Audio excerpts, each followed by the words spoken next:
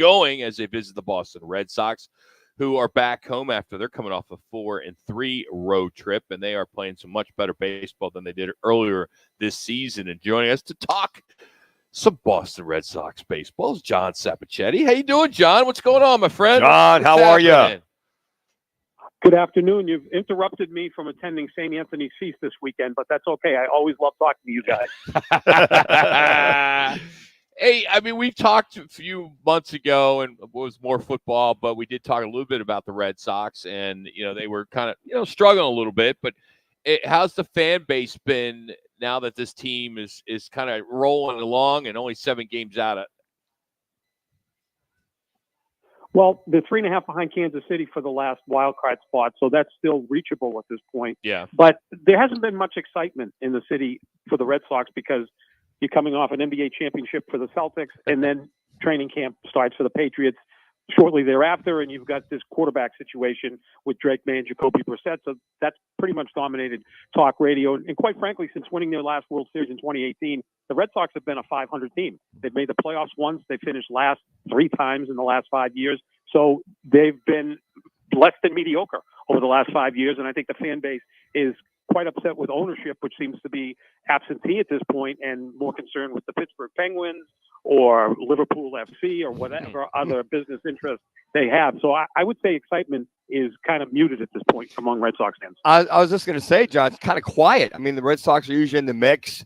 And why have they been down the last several years? I think you alluded to ownership maybe asleep at the wheel, but now this team has won 6 out of the last 10. You got 2 weeks before the Patriots open up their season.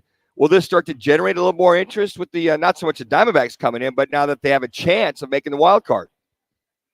I don't think so, guys, until maybe later in September, if they're within striking distance of the Royals or the Twins, and they're technically still within striking distance. But if you get to late September and it's a situation where they win, they get in, I think there'll be some excitement for that. And then there'll be, the wild card round after that, the best of 3, which they would be on the road for those 3 games because they'd be the last wild card. There might be some excitement for that because, quite frankly, by then the Patriots might be 0-4. And, the lead story in Boston might be who's buying the Celtics because, right now the Red Sox and Patriots are definitely in a downtrend over the last 5 years. Well, you look at this lineup and, you look at Duran and a few others, but it's kind of kind of like the good old no-name Dolphins defense many, many years ago. There's not a lot of recognizable guys on here. You're right about that. Yeah, that's what happens when you trade Mookie Betts for pretty much nothing and you don't re-sign the Bogarts. You don't want to spend any money on those guys. The Bogarts part of it, I understand that was a bit exorbitant, that contract that he signed with San Diego, but you don't trade the best player that you've had over the last 50 years for, 25 cents on the dollar. And that's essentially what they did with Mookie Betts. But, the offense at times has been really, really consistent and steady. And then at times, it falls asleep. And a lot of that depends on how hot Rafael Devers is. He's their most fearsome hitter. And now you got Kristen Casas back a little bit. So that gives them some extra power that they can rely on. And Duran has been a marvel this year. So they've been able to cobble together a decent offense the last couple of months. And the starting rotation has been up and down as well. So kind of fits the profile of a team that's just outside the wild card looking in. And I still think that one of the big advantages they have over a lot of teams is well, now how much impact can a manager have on a baseball team? That's more necessarily happens more maybe outside the lines, how they run the clubhouse, how they handle pitching staff. But I think Alex Cora is one of the best and has gotten most out of his team this year. They've been pretty banged up, haven't they? That was somewhat of the narrative early on, right? They were just getting beat up. Exactly. Casas has been out for most of the year. The pitching staff, they've had guys on and off the disabled list. They've used a bunch of starters. So they have been banged up quite a bit. And, he's kind of kept them afloat. I just think he's a good motivator, a good in-game strategist. And I think the players believe in him. And thus, the Red Sox gave him a nice contract extension, making him the second highest paid manager in baseball. And I think deservedly so. John Sapochetti joining us. You can follow him at Full Press Radio, at Full Press NBA. John Sap 25 on X and Twitter. All right, enough of the Red Sox. Who's the starting quarterback for the New England Patriots? I think it's going to be Jacoby Brissett, but I think it could be 3 or 4 games if they're 0-3, 0-4, and ownership is getting a bit antsy, that you may see Drake May come in. I mean, Drake May's 21 years old. You guys know more about quarterbacking than I do. He's very raw and needs to work on some of his fundamentals before he's really ready to play in the NFL. And I think, the fan base would like to see him because you want to know if you have a quarterback going forward. Now, I don't know if you could determine that in 1 year, but I'm sure the fan base would like to see Drake May. We know what Jacoby Brissett is, 18-30 as a starter in the NFL, kind of a low-end starter, high-end backup, kind of like Chase Daniels was for all those years. And those guys make a lot of money, and God bless them. But I don't think you're going to go forward with Jacoby Brissett as your quarterback for the future. But maybe the first 3 or 4 weeks, if it's off to a slow start, the fan base is getting antsy and ownership is getting antsy, and but people aren't showing up to home games like they did last year, then ownership may step in and say, let's put this kid in and see what we got. What does Gerard Mayo as the head coach liked about Drake May that hinted that he could be in there sooner rather than later?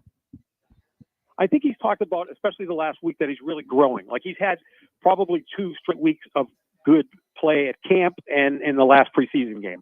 So you see that growth, especially with a quarterback who is that raw, that young. You want to see continued growth. Jacoby Brissett is what he is.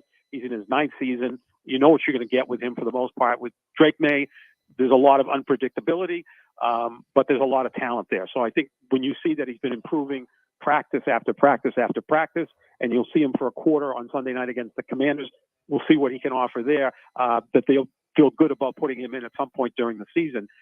Still not thrilled with their offensive line. They really don't have any playmakers on offense. Guys, they have the worst offense in football. And I think, if we talk again in January, that will be borne out with them scoring the fewest points. Their defense is okay, but their offense is just, they don't have any game breakers. I mean, if you're a defensive coordinator and you wake up on Monday morning and you're playing the Patriots on Sunday, you don't really have to worry about game planning for any one player. In the past, obviously, it was Brady, Gronkowski, Edelman, a really strong offensive line. They don't have anything close to that right now. They may average 10, 12, 13 points per game, and that's not going to win a lot of games. John, how noticeable has it been with Coach Mayo being the head coach after so many years of Belichick and running the press conferences and things of that sort? Because we haven't seen Mayo yet. I'm sure we will, press clippings and things of that sort. But all we know is what was there for so many years. Sure, it's completely different. There was one voice coming out of Foxborough all those years. It was Bill Belichick. The assistant coaches barely spoke, and when they spoke, they just basically echoed whatever Belichick said. There were a few times that ownership got involved, trading Jimmy Garoppolo, not trading Rob Gronkowski. For the most part, for 24 years, Bill Belichick ran the football side of the New England Patriots. Now it's a more collaborative effort. You've got Elliott Wolf as the general manager. You've got Gerard Mayo as the head coach. Now, Mayo was in place before Elliott Wolf was. That's not normally how it's done in the NFL. And then you brought in Alex Van Pelt as your offensive coordinator. He was like the 11th choice.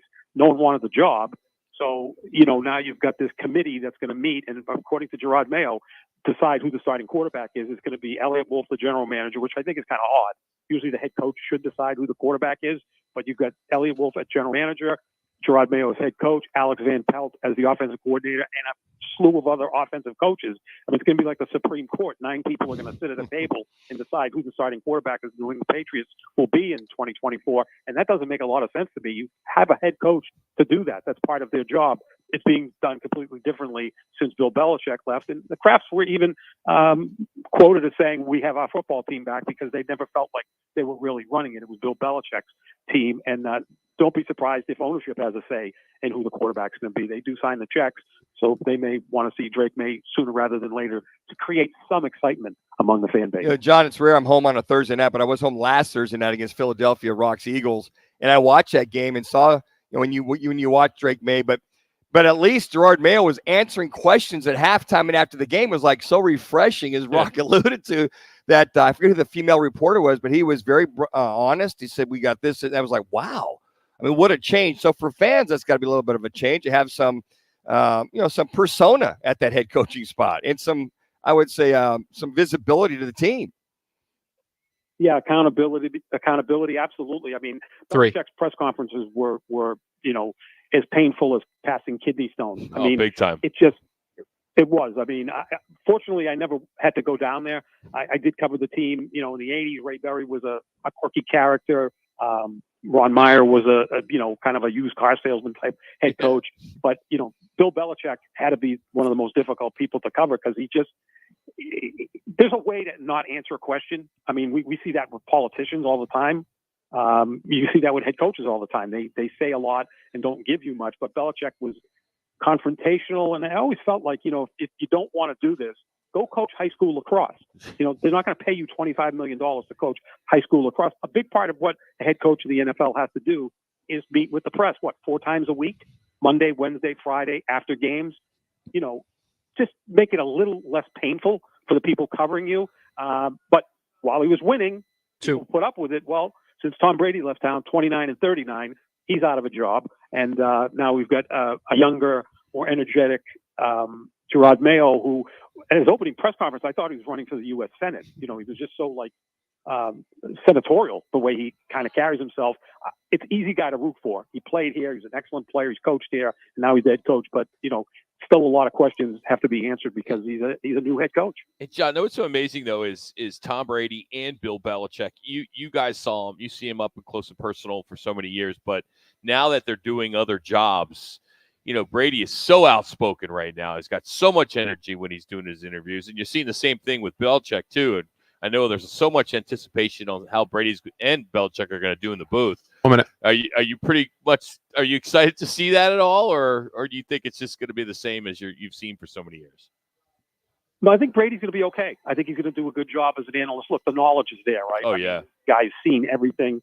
His memory is sharp. I mean, he's a brilliant football mind. And I think, again, he's at the point in his life, he has plenty of money. He's a single man. He can pretty much do or say whatever he wants to do. He's also going to be paid $37.5 million a year to do this job, which is more than he ever made as a quarterback, which is kind of interesting. As far as Belichick, I think you have to take him in doses, and I think he can be really good at it in small doses. I can't see him carrying. I mean, could you picture doing a radio show with Bill Belichick for 3 hours? No. I would love it, John. I would love it. But you're as a former player. Good luck. But not me. Good luck. No, it would be, like my favorite coach that the Patriots ever had, and really my favorite coach other than Vince Lombardi, was Bill Parcells. Now, Parcells, he was a guy who was confrontational with the media, but he did it in a playful way. Yeah. And he would still be, a human being about it. But I think Belichick, you got to kind of take him in doses and, kind of find that niche for him. I think Brady's going to be fine. And Brady almost feels like the old man now who has no filter, which is actually what you want. That's a great analogy. That's outstanding. Criticize, he's recently divorced. He's like, I don't care what I say. Yeah. I'm going to sit around in my underwear on my recliner and do whatever I want. So, he's at that stage in his life where he doesn't really have to answer to anyone. He's independently wealthy. And, I think he'll do a good job because there's a void right now with really good analysts. I mean, I think Romo is just gone completely off the wall. I mean, he just is.